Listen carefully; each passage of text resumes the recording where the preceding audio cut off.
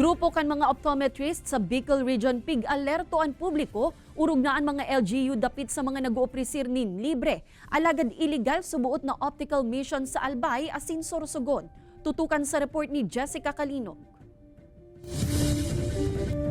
Paano mo maaaraman na ang libreng optical mission sa saindang lugar? Illegal palan. Yaon dyan na nag-ooprisir nin libreng check-up da sa mata. Tapos sa huri, papabakalan kanin mamahalo na antipara. What a scam! Kaya ang grupo kan mga optometrist sa Albay, Sorsogon asin Catanduanes, pigpatanidan ang publiko dapit sa mga araw kaining aktibidad na magin ang pirang licensed optometrist na iimbwelto naman subuot ngunyan. Sa Section 41 po na optometrist, practice of optometrist, Section 41 po, letter B, lahat po ng mga licensed optometrist ay hindi po pinapayagan na mag-examine sa labas ng kanilang clinic.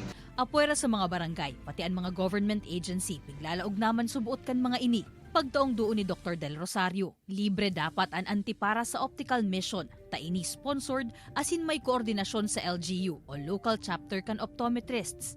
Ang problema po diyan sa mga nagbebenta ng salamin pagka nag-optical mission po ay pagka hindi tama po ang gradong ibinigay sa inyo, sigurado pong magrereklamo kayo. Nakikoordinar naman ang grupo ni Dr. Del Rosario sa mga LGU, partikularmente sa mga alkalde asin barangay officials, nganing ipasabot ang sitwasyon asin maabisuhan kung ano ang dapat gibuhon, nganing masyertong lehitimo ang nagraraning makondusir nin libreng optical mission.